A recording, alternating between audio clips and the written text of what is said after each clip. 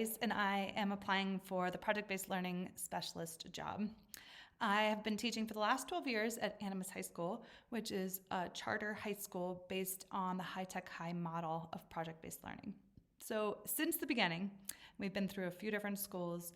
I've been very entrenched attending high-tech high learning institutes, working with high-tech high coaches to ensure that I understand project-based learning to the depths.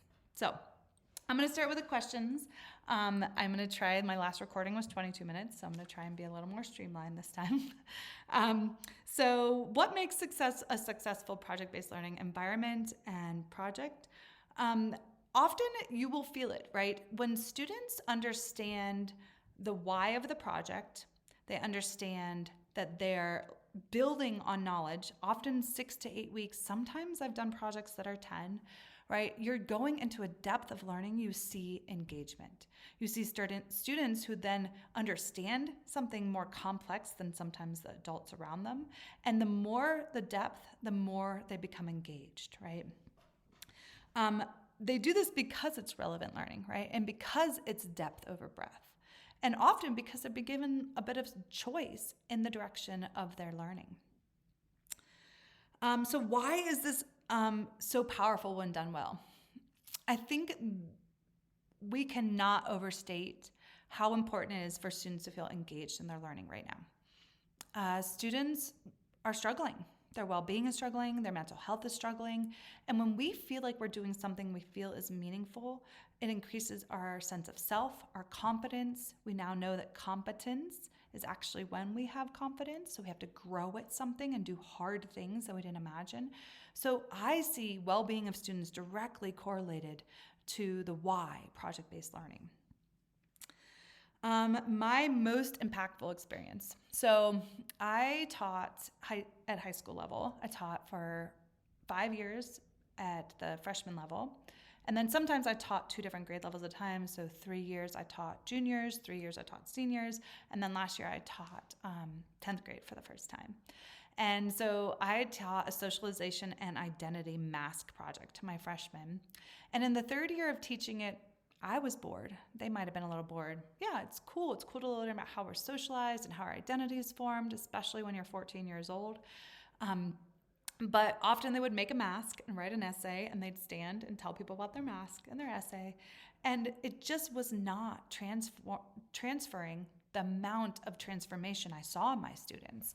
And so I had just learned about design thinking, and I decided it was worth 3 weeks of my time to teach them design thinking, to allow them to talk about how did I feel transformed? Like what part of the project really impacted me? And how can I translate that knowledge to my audience?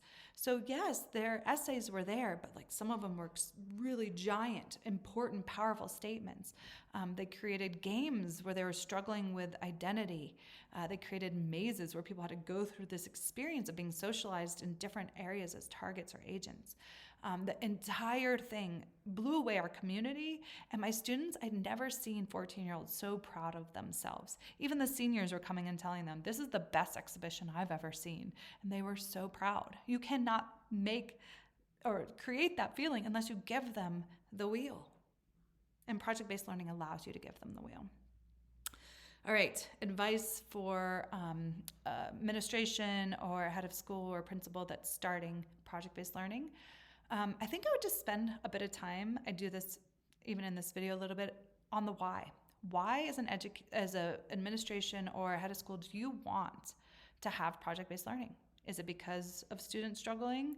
Is it because of a lack of engagement? Like really get to that why so that then you can build a foundation with your staff in a similar way, right? Start to understand what does it mean to feel like you've been transformed through a learning experience. I would then, as an administration, sit down with the staff, start looking at their own transformative experiences in education, start to examine like topics and concepts that we think are critical for kids to be learning about at this point, like their well-being, happiness, how to communicate with each other, how to problem solve and become, I like to call, solutionaries of some of the world's problems. Whatever that is. And so as a staff, you start to build out, sometimes we call this problem-based learning, like what is a question I have, why is it important to protect ecosystems? Why is it important to understand the efficiency, and how can we understand that through math? Starting to figure out those fun, playful questions that sometimes the educator doesn't even have the answer for. And then I would support that administration in thinking about a 9-month plan. Like, how can we learn project-based learning step by step? How can we make sure that staff meetings and PD days are building and scaffolding towards bigger projects, more complex understanding, diversity of projects, maybe a end-of-year exhibition where everyone's exhibiting in the school together and it's more like a community festival.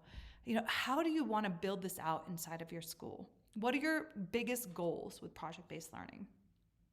So then when you have staff onboarded and they're willing and they understand their why, they've written their why, right? Then you get them to go through project-based learning boot camp. It's like you can show up as a teacher and be like, I don't know, I kind of want to learn more about electric grid systems and energy in our community. Cool. That's all you know? Great. That's fine. Right. And so I have this really cool formula. I was fortunate last year to work with a woman named Nuvia Ruland, and she is a high-tech high coach. And so because I was on the instructional leadership team and I've been around for 12 years, I was very much working to onboard new teachers, new staff members, and ultimately my head of school, who changed hands and was helping her understand project-based learning in more depth. And so then what you do is you get together in these groups. You have this little silly question like, what does efficiency mean? And you're like, come up with other questions. Who could community partners be? All of a sudden you're brainstorming all these elements of the project together.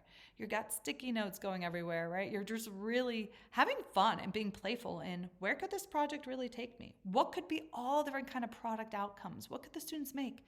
What are ways and avenues at different points where students can have buy-in and check in and be like, hey, could we do this? Could we add this? Can we think about it this way? So you start with that, right? You start with a collective group of knowledge and ideas. You play games like yes and, right? Like you're like, yes and, I could build a boat out of popsicle sticks. Yes and you keep going, right? You allow for that divergent thinking process to unfold. And once that's done, that group of 5 to 6 people becomes your consultancy group, and you meet with them maybe every week, maybe every other week, and you do project tunes and you do dilemma protocols, and you try to understand how to pivot and be better. One thing I know at my school is because we worked in these kinds of groups, we held each other to the highest standard. Administration would come in and they'd observe us, right? And they thought we did great work because we were holding each other to the higher standard, actually. So that's some of the stuff that I would do with head of school that was looking at moving towards project-based learning. I have a ton of ideas there, though. Trying to keep it to 10 minutes. All right. Number 3, about assessment and student engagement. So I know I said this, and some of it kind of repeats itself because it's actually the foundation of this, but voice and choice, right? You can design the product outcome. You can also start to see, what are my students interested in? What are they passionate in? Where do they actually get lost in their own flow states? And how can I allow them a little bit of outcome difference, right? Can they write a song? Can they build something? All your building kids who need to move their body and make something. Can they start to learn videography, podcasts? Like, how can you offer product outcomes that are different that allow for more buy-in, right? So student engagement changes when there's voice and choice.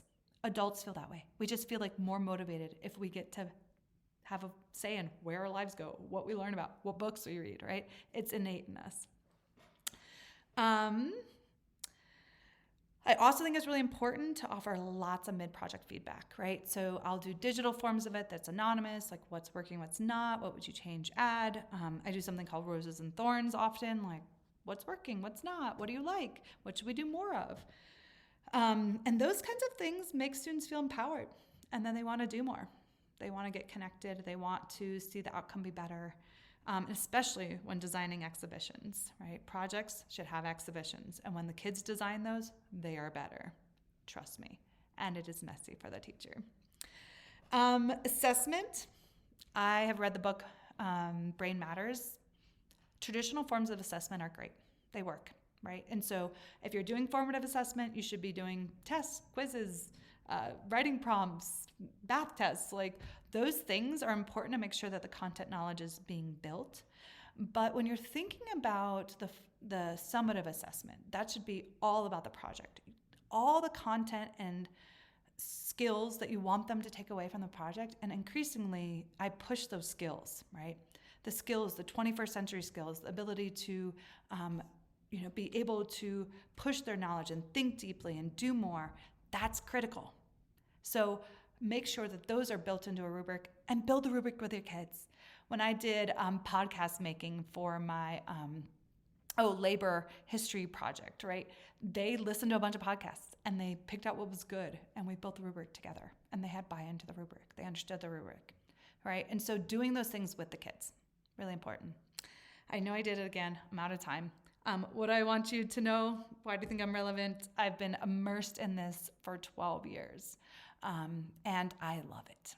I know it will help education in the long run to succeed and to actually produce really amazing little learners. Thank you.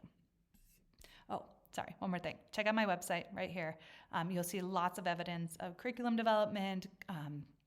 I think it's really important to think about culture building as part of your project-based learning plan. So you'll see evidence of all of this on my website. Thank you.